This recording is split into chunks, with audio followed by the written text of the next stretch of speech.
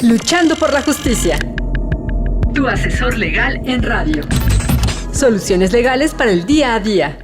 De los especialistas a tus oídos. Luchando por la justicia. Luchando por la justicia. You ready?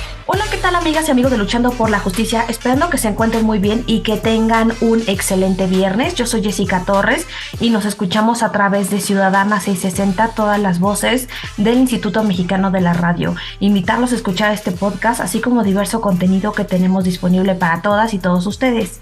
El día de hoy tenemos a una súper invitada, quien es abogada por la Universidad Nacional Autónoma de México. Asimismo, es escritora. Ella ha escrito un libro sobre el manual del curso de Derecho Procesal Penal. Actualmente es la titular de la División de Educación a Distancia de la Facultad de Derecho de la UNAM. Y pues bueno, nos va a platicar del derecho de petición por esta plataforma digital, por esa red social que se llama Twitter, y cómo es que existe una imposibilidad para que las y los funcionarios públicos puedan bloquear a personas en esta misma plataforma digital. Pero para este tema tan interesante nos va a platicar Marta Malanche al respecto. Querida Marta, bienvenida a Luchando por la Justicia del IMER Radio. Hola, muchísimas gracias. Antes que nada, un saludo a todos nuestros escuchas.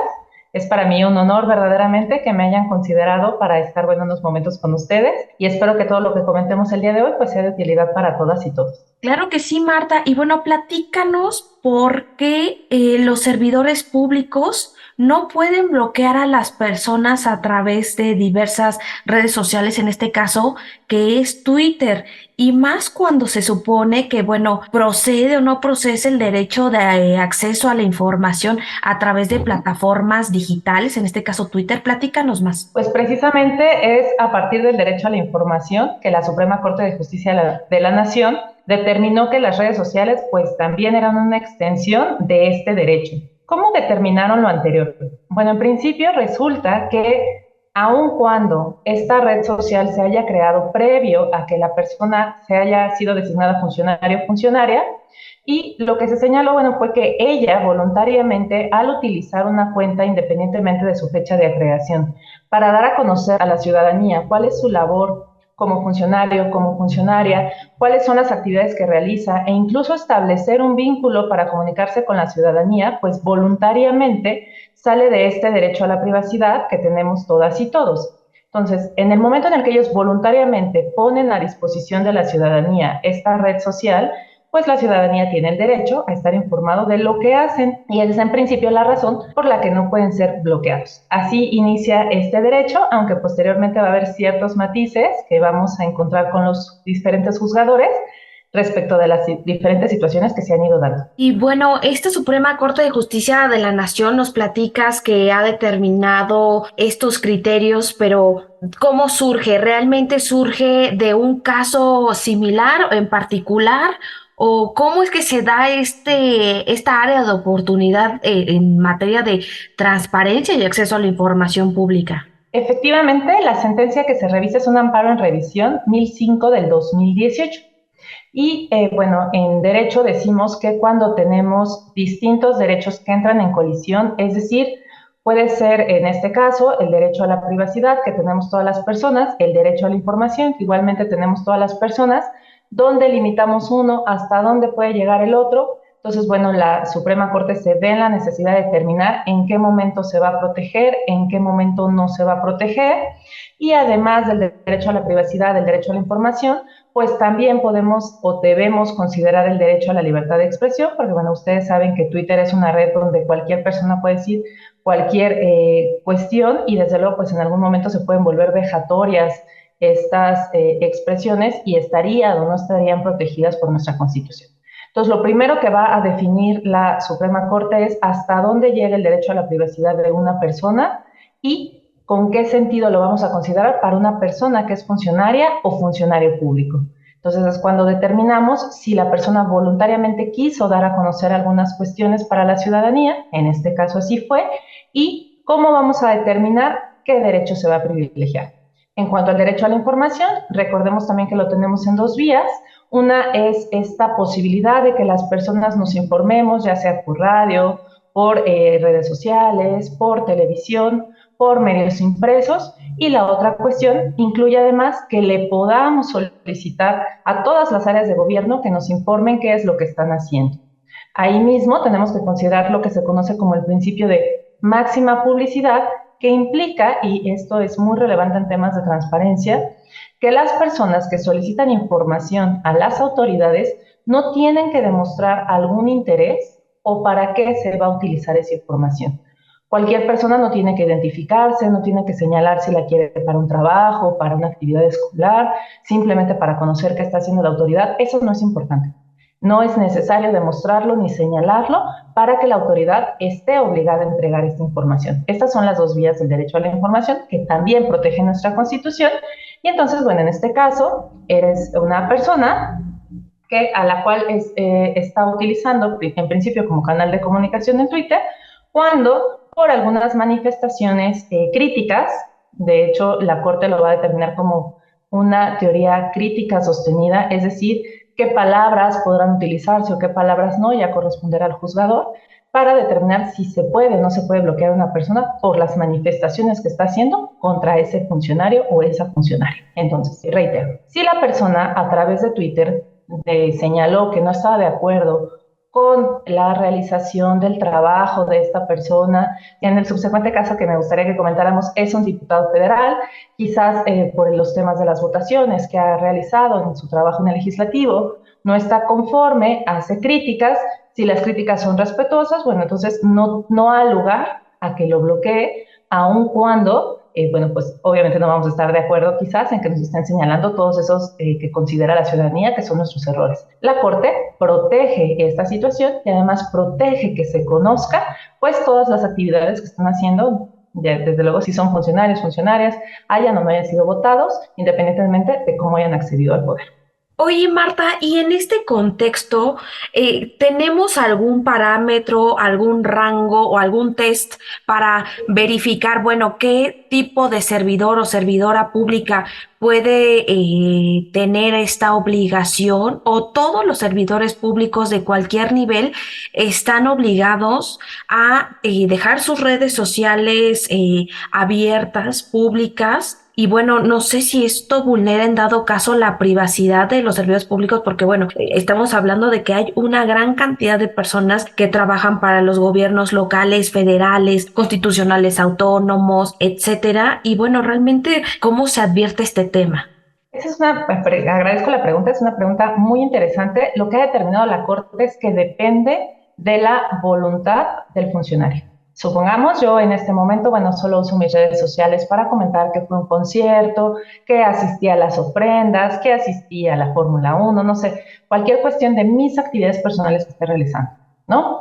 En el momento en el que accedo a un cargo, a una función, a un servicio público, y entonces ya no digo fui al concierto, fui al deporte, fui a las ofrendas, aunque lo haya puesto con anterioridad, si yo en este momento les empiezo a decir a la ciudadanía, hoy vine a la inauguración de tal carretera, hoy estuve en el Congreso realizando mi labor de diputado, esto fue lo que compartí cuando subí a tribuna, en ese momento yo renuncié voluntariamente a mi ámbito de privacidad, es decir, a que las demás personas no estén conociendo lo que yo estoy haciendo, y en el momento en que yo lo ocupé para informar a las demás personas qué es lo que estoy realizando como servidor público, en ese momento, y así lo dice la Corte, se ve desdibujado mi derecho a la privacidad y se beneficia el interés público porque yo voluntariamente me salí de ese ámbito y decidí que iba a ser un medio de comunicación para con los demás. Ok, entonces, bueno,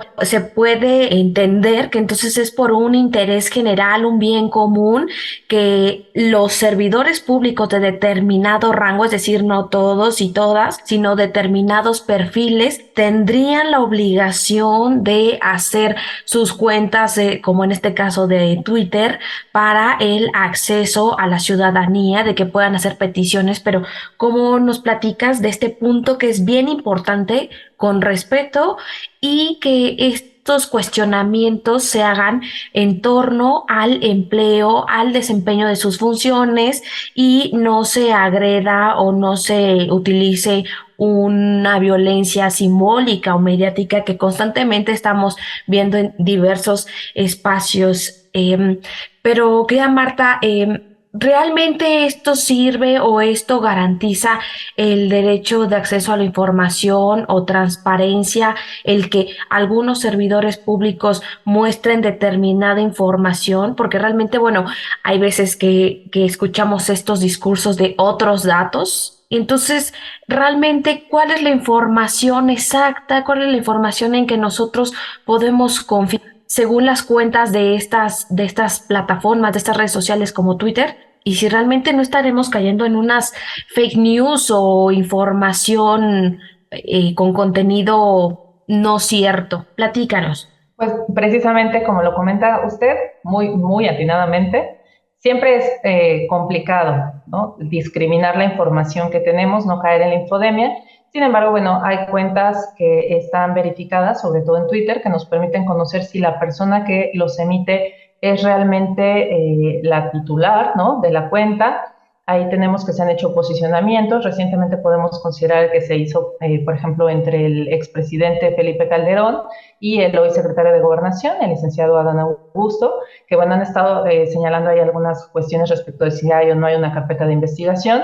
Y bueno, estas son cuentas verificadas, son personas a las que se les permite advertir su posicionamiento. Entonces, pues sí sería muy delicado que alguno de los dos eliminara a una persona de la red, porque no podría precisamente conocer de primera mano cuál es el posicionamiento que se están manifestando. Pero en el caso de un diputado federal, que es analizado posteriormente por el 16º Juzgado de Distrito en materia administrativa, refiere, bueno, en el caso de un diputado federal, es cierto, él selecciona ahí la información que quiere presentar, hace posicionamientos, hace señalamientos, sube sus intervenciones a tribuna, pero esa información también es posible conocerla a través de la página del Congreso de la Unión. Entonces, bueno, hay otras fuentes por las cuales nos podemos informar y precisamente como lo señala usted, pues tendríamos muchísima mayor certeza de que la persona que está emitiendo la información pues es cierta, porque es una página de gobierno, porque tiene un área de comunicación social y precisamente porque la labor es dar a conocer la información que se requiere. Otra de las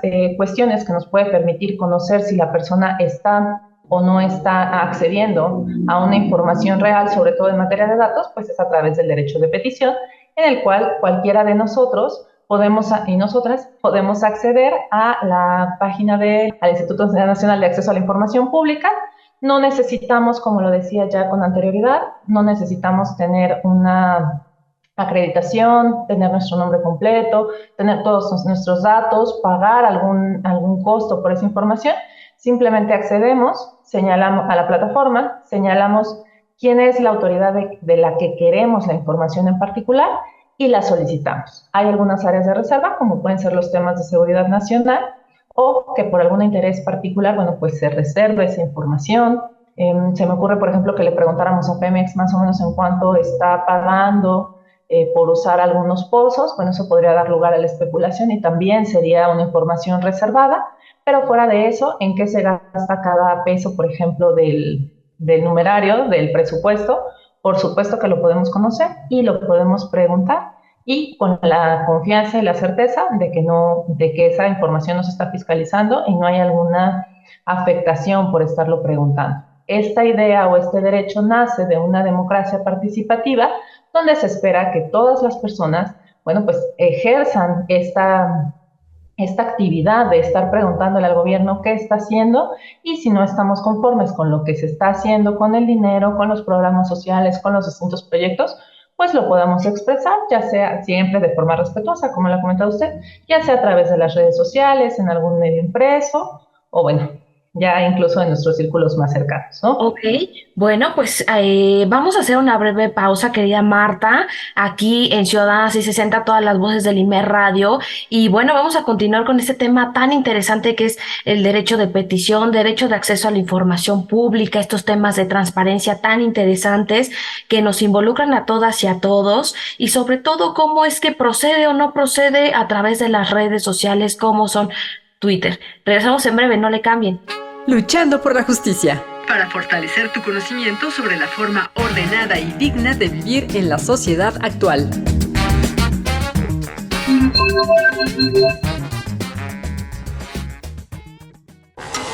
Luchando por la justicia. Brinda herramientas educativas para promover la cultura de la legalidad, los derechos humanos y la perspectiva de género. Luchando por la justicia.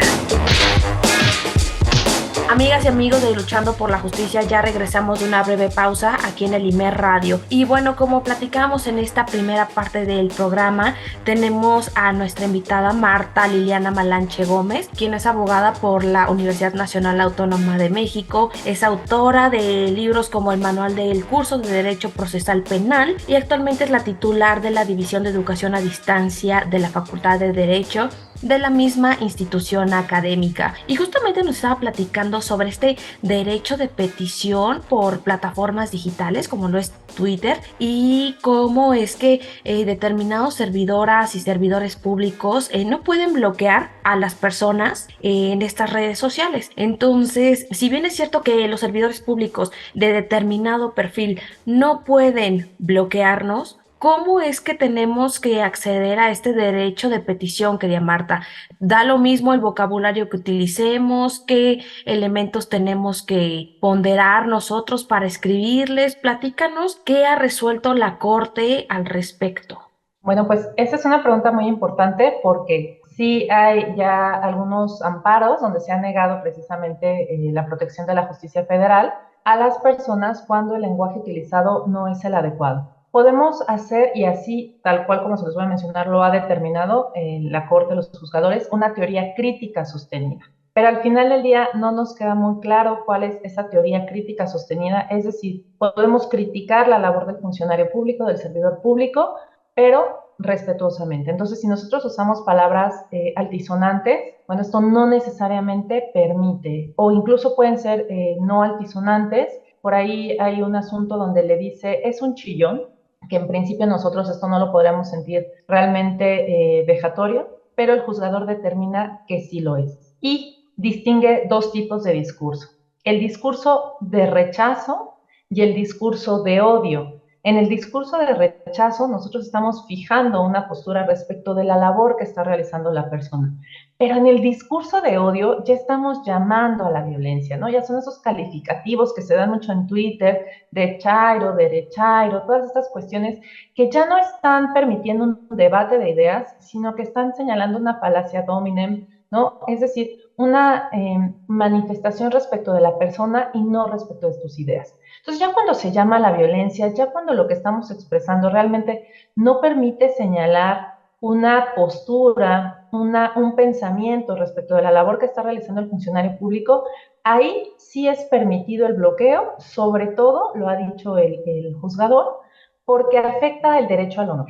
Ya hablamos del derecho a la privacidad, pero también hay un derecho al honor. Es decir, que la persona, bueno, pues tiene esta protección constitucional de que debe ser tratada con decoro, con respeto, conforme a las buenas costumbres, conforme a la moral, que aquí ya nos metemos en terrenos resbalosos, porque moral, buenas costumbres, pues desde luego que tiene una cuestión mutable, una cuestión de perspectiva de la valoración del juez. Pero lo que se nos pide es que estas manifestaciones no estén incitando a la violencia, ya sea por una condición social, por una preferencia, por un género. Entonces,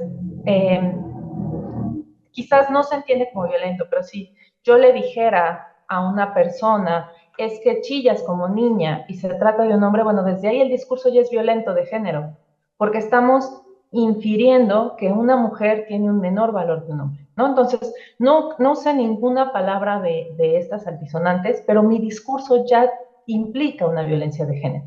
Entonces, en estas cuestiones, y sobre todo si la persona tiene la posibilidad de informarse de otras formas, está perfectamente permitido que se le sesgue de la comunicación, ¿no? Porque también se protege, pues, esta cuestión para las personas de que no se incite al odio. Y Marta, ahorita mencionabas este derecho al honor, a estos elementos que luego en la Constitución se advierten como modo honesto de vivir, etcétera.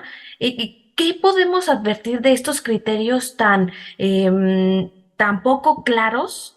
por la Suprema Corte, porque, bueno, nos tenemos que conducir con respeto y también nos tenemos que conducir en aras de un buen discurso, de un buen diálogo, de un compartir de ideas, pero en estos contextos, ¿cómo podemos definir este derecho al honor, estas buenas prácticas, estas buenas costumbres, estos términos tan inquietantes?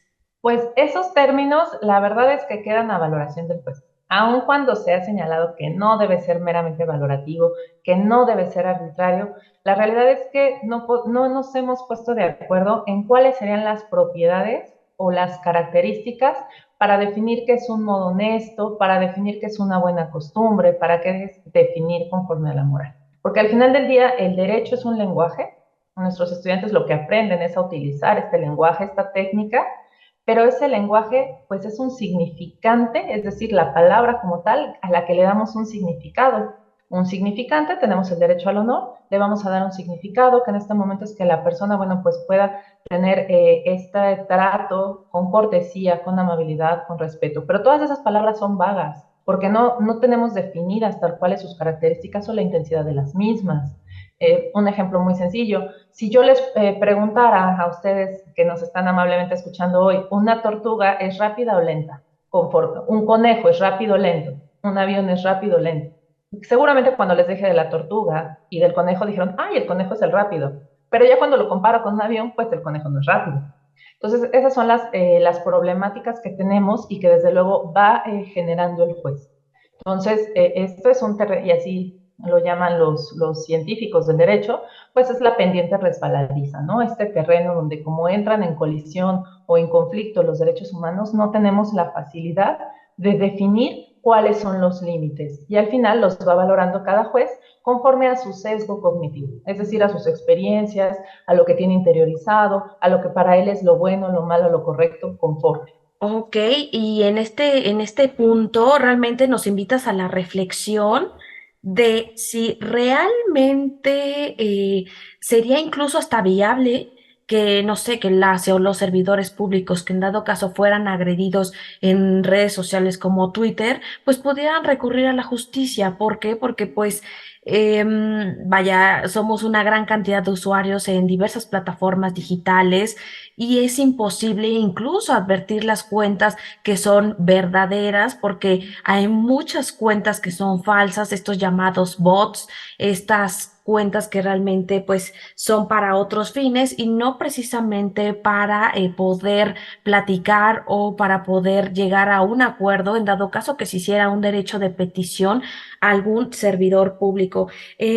Pero querida Marta, se nos está acabando el tiempo aquí en Ciudadana 660, todas las voces del IMER Radio, y quisiera pedirte que en un minuto nos dieras alguna conclusión, el mensaje que te gustaría transmitir a la audiencia.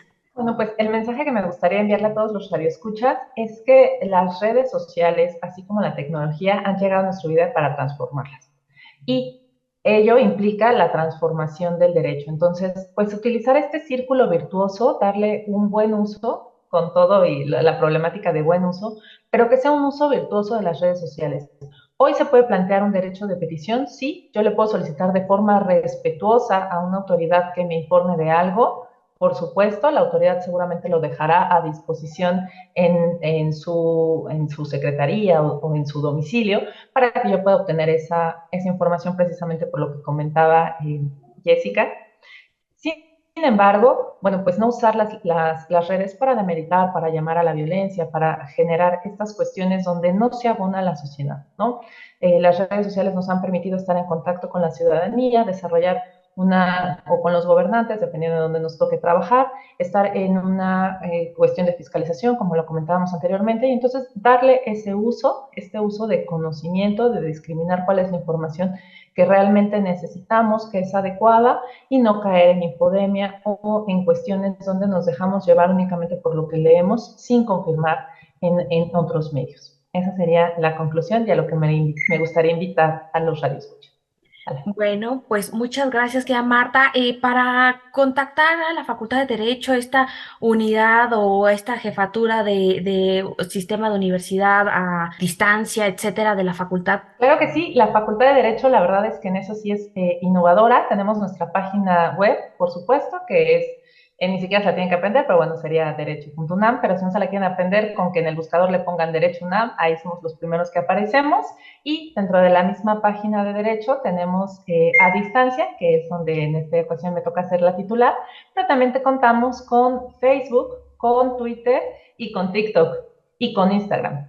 Yo los invito a estar al pendiente de la página de Facebook, porque la verdad es que todas las actividades de difusión de la cultura estoy segura que les serán muy benéficas. Por ahí en su momento en la pandemia tuvimos un observatorio que nos permitió, bueno, pues estar en contacto con toda la población y volvemos al tema. Este es un ejemplo de círculos virtuosos o de usos virtuosos que generamos con la ciudadanía y que nos permite cumplir con nuestra labor de difusión, así como dignamente lo hace este espacio, del cual estoy muy agradecida que me hayan invitado. Muchas gracias, querida Marta. Pues ahí tenemos toda la información respecto de este derecho de petición a través de plataformas digitales como lo es Twitter, evitar la infodemia, evitar estos perfiles falsos y sobre todo el que, bueno, nos platique sobre esta plataforma tan maravillosa que es de educación a distancia de la Facultad de Derecho de la Universidad Nacional Autónoma de México. Yo soy Jessica Torres y nos escuchamos el próximo viernes a través de Ciudadana 660, todas las voces. Que tengan un excelente fin de semana. Adiós. Cápsula de la semana, cápsula de la semana. Cada 28 de diciembre se conmemora el Día de los Inocentes, una tradición de origen católico que recuerda a los niños que fueron asesinados por orden del rey Herodes I, el Grande, para evitar que se cumpliera la profecía del nacimiento de Jesús de Nazaret. En la Edad Media, esta fecha se fusionó con la fiesta de la locura, en donde se nombraba a un rey de los inocentes, que realizaba bromas a las personas. En la actualidad, en este día, se realizan bromas o trucos.